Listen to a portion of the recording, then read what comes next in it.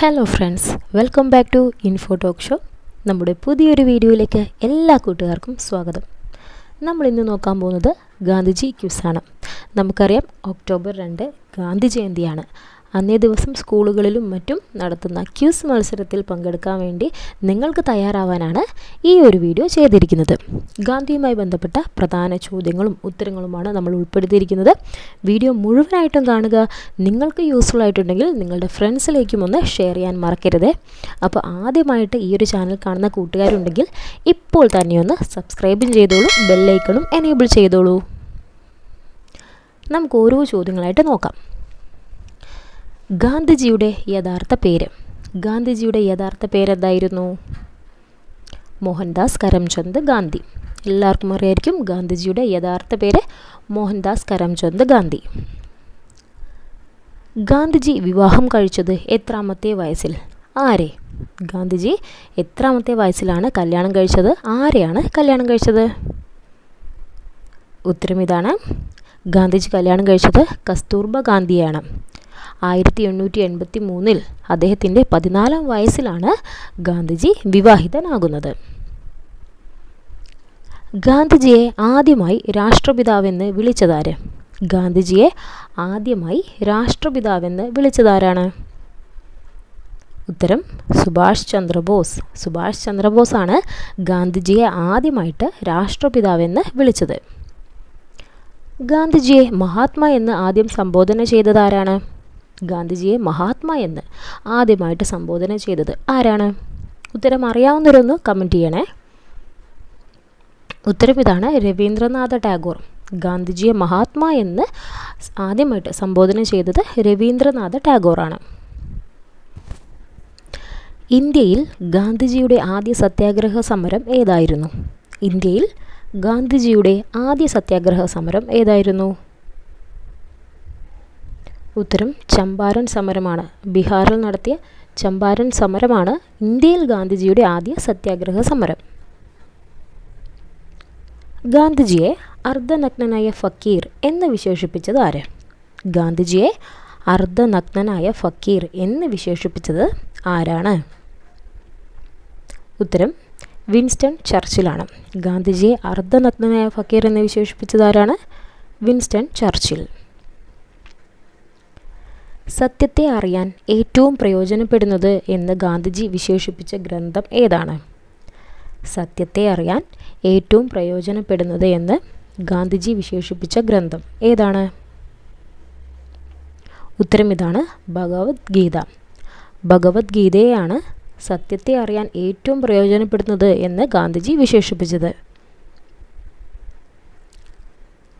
നല്ലവനായി ജീവിക്കുക എന്നത് എത്രയോ അപകടകരമാണ്. ഗാന്ധിജിയുടെ മരണവാർത്ത കേട്ടപ്പോൾ ഇങ്ങനെ അഭിപ്രായപ്പെട്ടതാര്? നല്ലവനായി ജീവിക്കുക എന്നത് എത്രയോ അപകടകരമാണ്.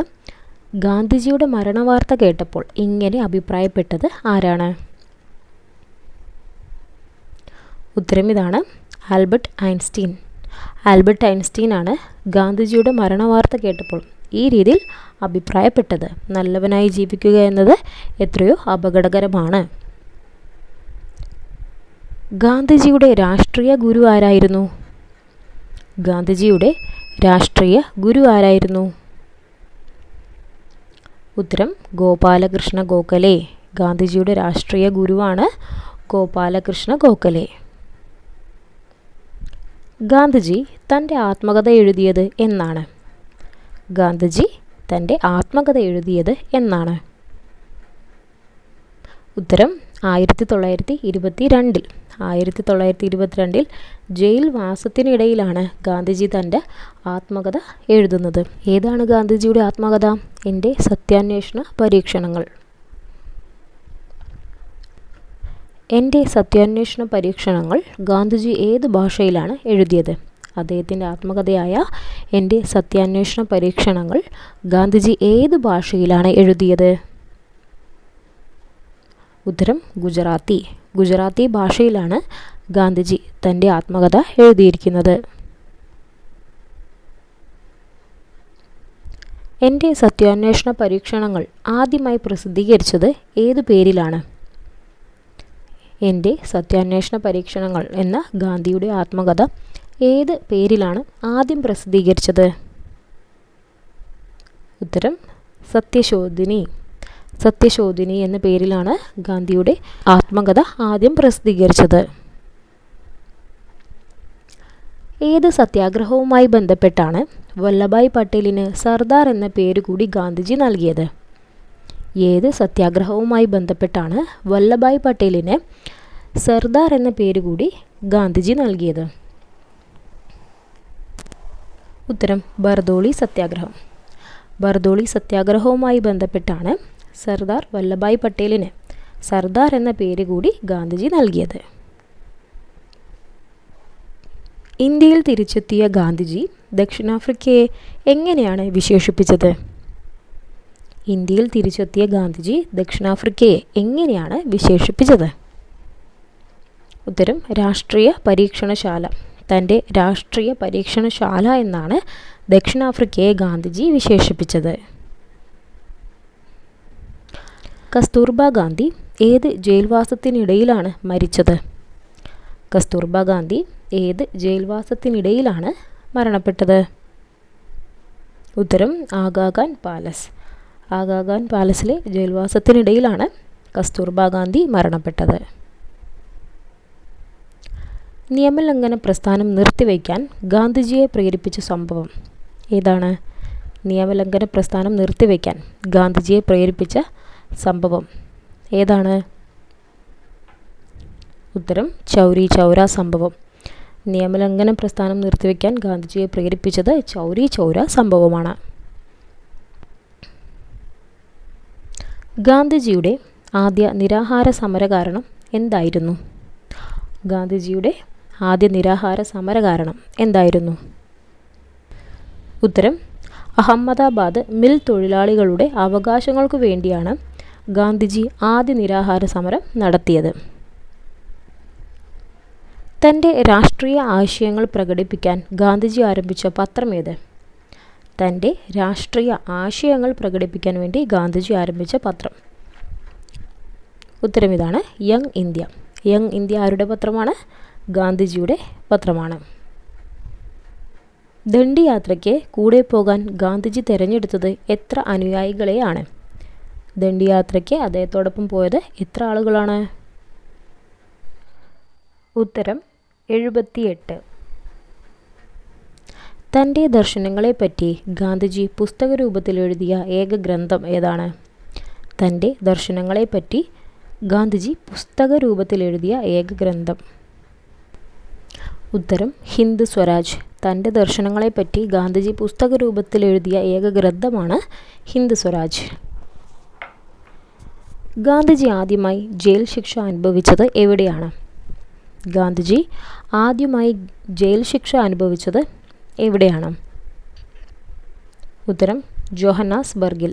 ഗാന്ധിജി ആദ്യമായിട്ട് ജയിൽ ശിക്ഷ അനുഭവിച്ചത് ജോഹന്നാസ്ബർഗിലാണ്. ഗാന്ധിജി പുലേ രാജാവെന്ന് വിശേഷിപ്പിച്ചത് ആരെയാണ്? ഗാന്ധിജി പുലേ രാജാവെന്ന് വിശേഷിപ്പിച്ചത് ആരെയാണ്? ഉത്തരം ഇതാണ്, അയ്യങ്കാളിയെ. അയ്യങ്കാളിയെയാണ് ഗാന്ധിജി പുലേ രാജാവെന്ന് വിശേഷിപ്പിച്ചത്. ഉപ്പു നിയമ ലംഘനവുമായി ബന്ധപ്പെട്ട് ഗാന്ധിജി നടത്തിയ യാത്രയുടെ പേരെന്താണ്? ഉപ്പു നിയമ ലംഘനവുമായി ബന്ധപ്പെട്ട് ഗാന്ധിജി നടത്തിയ യാത്രയുടെ പേര്. ഉത്തരം ദണ്ഡി യാത്ര. ഇന്ത്യ സ്വതന്ത്രയായപ്പോൾ ഗാന്ധിജി ആഘോഷ ചടങ്ങുകളിൽ നിന്ന് മാറി ദൂരെ ബംഗാളിലെ ഒരു ഗ്രാമത്തിലായിരുന്നു. ഏതായിരുന്നു ആ ഗ്രാമം? ഇന്ത്യ സ്വതന്ത്രയായപ്പോൾ ഗാന്ധിജി ആഘോഷ ചടങ്ങുകളിൽ നിന്ന് മാറി ദൂരെ ബംഗാളിലെ ഒരു ഗ്രാമത്തിലായിരുന്നു. ഏതായിരുന്നു ആ ഗ്രാമം? ഉത്തരം നവ്ഗാലി. നവ്ഗാലി എന്ന ഗ്രാമത്തിലായിരുന്നു അദ്ദേഹം. കൂട്ടുകാരെ, നിങ്ങൾക്കായുള്ള സ്പെഷ്യൽ ക്വസ്റ്റ്യൻ നോക്കിക്കോളൂ. ഞങ്ങളുടെ നാട്ടിലേക്ക് നിങ്ങളൊരു മോഹൻദാസിനെ അയച്ചു. ഞങ്ങൾ അദ്ദേഹത്തെ മഹാത്മാവാക്കി. ഇങ്ങനെ പറഞ്ഞത് ആരാണ്? ക്വസ്റ്റ്യൻ ഒന്നുകൂടെ വായിക്കാം. ഞങ്ങളുടെ നാട്ടിലേക്ക് നിങ്ങളൊരു മോഹൻദാസിനെ അയച്ചു. ഞങ്ങൾ അദ്ദേഹത്തെ മഹാത്മാവാക്കി. ഇങ്ങനെ പറഞ്ഞത് ആരാണ്? ഈ ഒരു ചോദ്യത്തിൻ്റെ കറക്റ്റായിട്ടുള്ള ആൻസർ എല്ലാവരും കണ്ടുപിടിച്ച് നമ്മുടെ കമൻറ്റ് ബോക്സിൽ രേഖപ്പെടുത്തുക. ഒപ്പം നിങ്ങളുടെ പേരും കൂടെ ആഡ് ചെയ്യാൻ മറക്കണ്ട. അപ്പോൾ കൂട്ടുകാരെ, ഇന്നത്തെ വീഡിയോ നിങ്ങൾക്ക് എല്ലാവർക്കും യൂസ്ഫുള്ളായി എന്ന് കരുതുന്നു. ഉണ്ടെങ്കിൽ തീർച്ചയായിട്ടും നിങ്ങളുടെ അഭിപ്രായങ്ങളും നിർദ്ദേശങ്ങളും ഒക്കെ കമൻറ്റ് ചെയ്യാം. ഒപ്പം നിങ്ങളുടെ ഫ്രണ്ട്സിലേക്കും ഷെയർ ചെയ്യാൻ മറക്കല്ലേ. അപ്പോൾ ഇതുപോലെ കൂടുതൽ യൂസ്ഫുൾ ആയിട്ടുള്ള ക്യൂസ് വീഡിയോസിനൊക്കെ വേണ്ടി ഈ ചാനൽ ഇപ്പോൾ തന്നെ ഒന്ന് സബ്സ്ക്രൈബ് ചെയ്തോളൂ. ബെല്ലൈക്കണും എനേബിൾ ചെയ്യാൻ മറക്കണ്ട. അപ്പോൾ മറ്റൊരു വീഡിയോയുമായിട്ട് നമുക്ക് വീണ്ടും കാണാം. Thank you for watching.